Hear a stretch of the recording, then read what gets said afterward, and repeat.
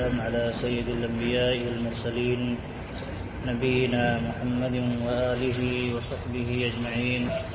أما بعد، أعوذ بالله من الشيطان الرجيم. اهدنا الصراط المستقيم. گزشتہ درس میں یہ بات بیان کی گئی تھی کہ صراط مستقیم اصل میں ہے کیا اور کیوں ہمیں صراط مستقیم کی ہدایت کا دعا کرنے کا حکم دیا گیا ہے. صراط مستقیم بتایا گیا تھا یہ دین اسلام ہے، جیسا کہ نبی صلی اللہ علیہ وسلم نے اپنی حدیث میں اس کی وضاحت فرمائی تھی مثال کے ذریعہ.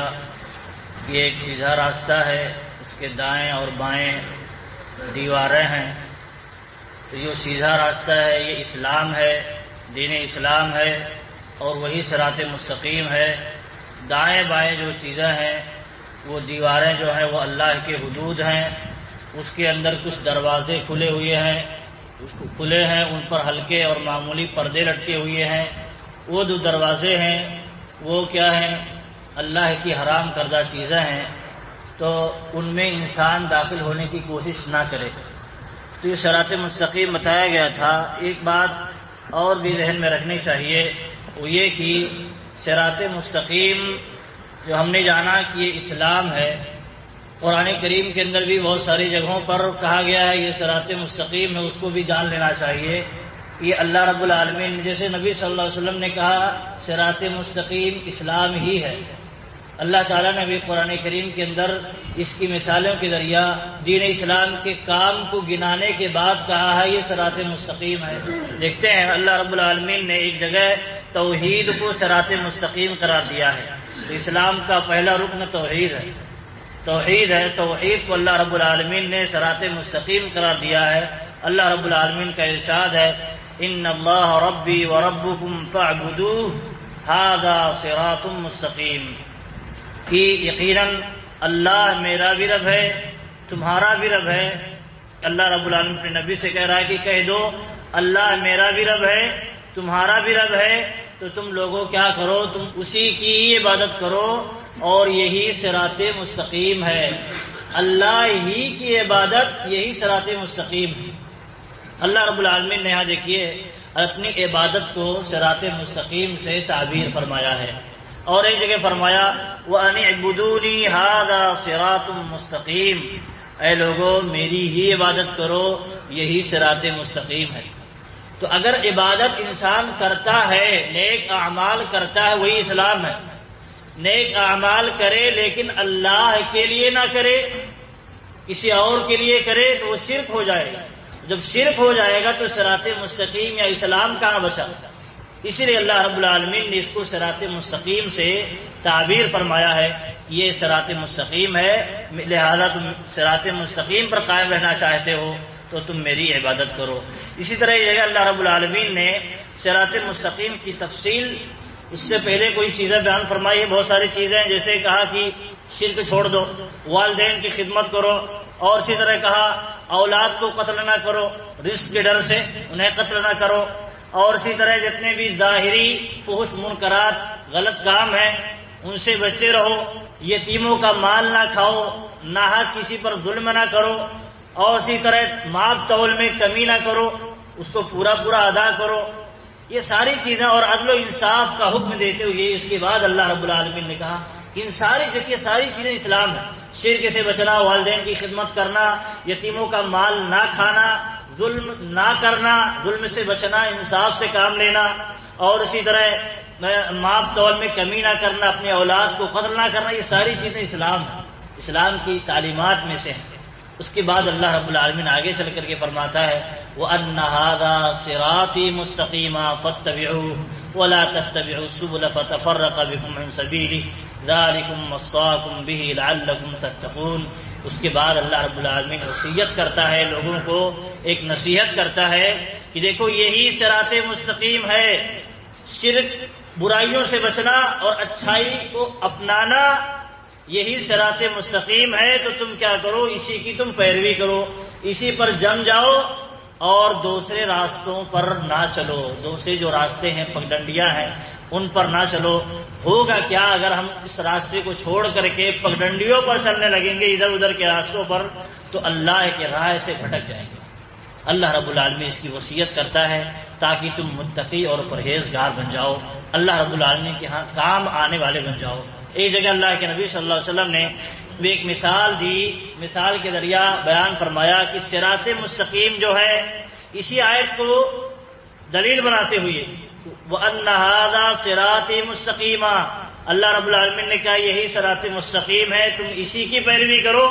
اللہ کے نبی صلی اللہ علیہ وسلم نے ایک لکیر کھینچی صحابہ کے درمیان، سیدھی لکیر ایک کھینچی اور اس کے دائیں کئی لکیریں کھینچی، بائیں کئی لکیریں کھینچی، اور کہا یہ جو سیدھا راستہ ہے یہ اللہ کا راستہ ہے، اللہ کا راستہ ہے، یعنی صراط مستقیم ہے، اور جو دائیں اور بائیں جو راستے ہیں یہ شیطان کے راستے ہیں۔ ہر راستے پر دائیں اور بائیں جتنے بھی راستے ہیں، ہر راستے پر ایک شیطان بیٹھا ہوا ہے اور انسان کو اپنی طرف دعوت دے رہا ہے تاکہ آپ اس کی آواز پر لبیک کہیں تو اس کے ساتھ جہنم میں چلے جائیں۔ بیٹھا ہوا ہے دائیں اور بائیں راستوں پر جو صراط مستقیم ہے، اس کے علاوہ راستوں پر وہ بلا رہا ہے جہنم کی طرف، لیکن اللہ رب العالمین آپ کو جنت کی طرف بلا رہا ہے۔ پھر اللہ کے نبی صلی اللہ علیہ وسلم نے اس آیت کریمہ کی تلاوت فرمائی کہ وَأَنَّ هَذَا صِرَاطِي مُسْتَقِيمًا، کہ دیکھیے اللہ رب العالمین کہتا ہے یہ جو سیدھا راستہ ہے یہی میرا راستہ ہے، اور جو دائیں اور بائیں راستے ہیں یہ شیطان کے راستے ہیں، ان کی پیروی نہ کرو۔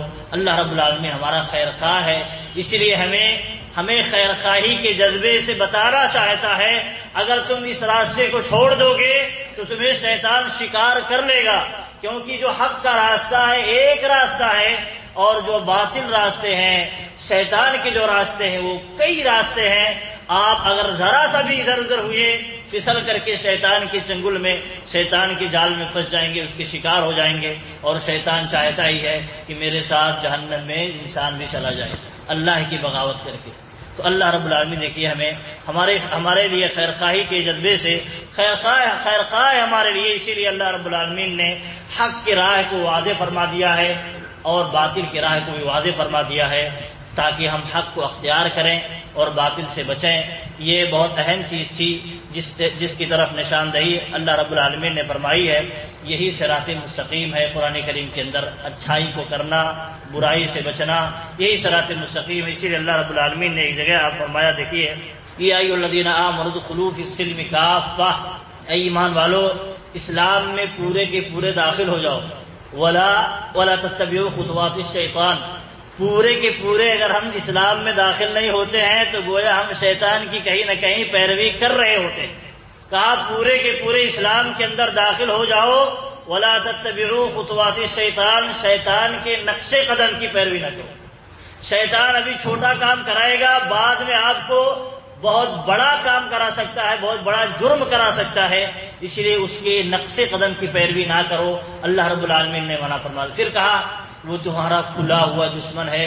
کیوں میں منع کر رہا ہوں کہ شیطان کے نقش قدم پر نہ چلو؟ بتا دیا، اس لیے کیونکہ وہ تمہارا دوست کبھی بھی نہیں ہے، وہ تمہارا کھلا ہوا دشمن ہے، تم سمجھ نہیں پاتے ہو، دیکھ نہیں پاتے ہو، تمہاری آنکھوں کی روشنی اسے دیکھ نہیں پاتی ہے، تو تم سمجھو اللہ رب العالمین رہنمائی فرماتا ہے، بتاتا ہے وہ تمہارا کھلا ہوا دشمن ہے۔ اگر اسلام کے دائرے میں پورے کے پورے داخل نہیں ہوتے ہو تو ادھر ادھر چلے جاؤ گے اور وہ شیطان کا راستہ ہو جائے گا اور شیطان تمہیں شکار کر لے گا۔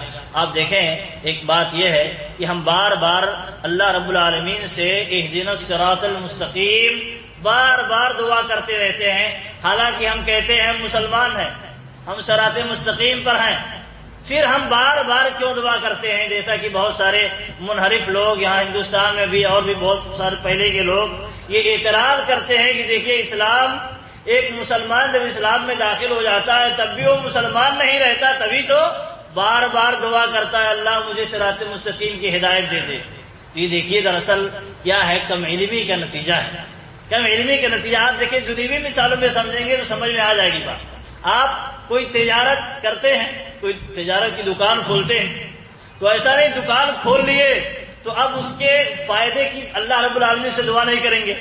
آپ تو دکان میں داخل ہو گئے، تجارت کی منڈی میں داخل ہو گئے، لیکن اس کے بعد اللہ رب العالمین سے دعائیں بھی کرتے ہیں اور کوششیں بھی کرتے ہیں آگے سفلتا پانے کے لیے، کامیاب ہونے کے لیے۔ تو ایسے ہی اسلام میں آپ تو داخل ہو گئے، لیکن اسلام محدود نہیں ہے، بڑا وسیع ہے۔ تو اس کو جاننے کے لیے، ان ساری چیزوں پر عمل کرنے کے لیے اور اس پر تادم حیات مرنے تک قائم رہنے کے لیے، آپ تجارت کھولتے ہیں، ہو سکتا ہے کہ آپ اس کو پھر غفلت میں پڑ کر کے بند کر دیں، تو ایسے ہی آپ نے اسلام میں داخل تو ہوئے، لیکن ایسا نہ ہو کہ کچھ دنوں کے بعد اسلام کو چھوڑ دیں، ہدایت کو چھوڑ دیں، یا ثابت قدم نہ رہ سکیں، دین پر ثابت قدم نہ رہ سکیں، ایسا نہ ہو۔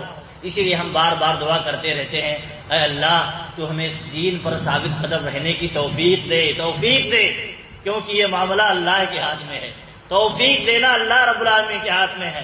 ہم کریں گے تو اللہ رب العالمین توفیق دے گا۔ اسی لیے یہ بات بار بار اللہ رب العالمین ہمیں حکم دیتا ہے کہ ہمیں صراط مستقیم کی ہدایت کی توفیق مانگتے رہیں، کیونکہ اللہ رب العالمین جب تک توفیق نہیں دے گا اور اللہ رب العالمین ہم اس کے محتاج ہیں، اگر ہم اس سے مانگیں گے نہیں تو اللہ رب العالمین توفیق بھی نہیں دے گا۔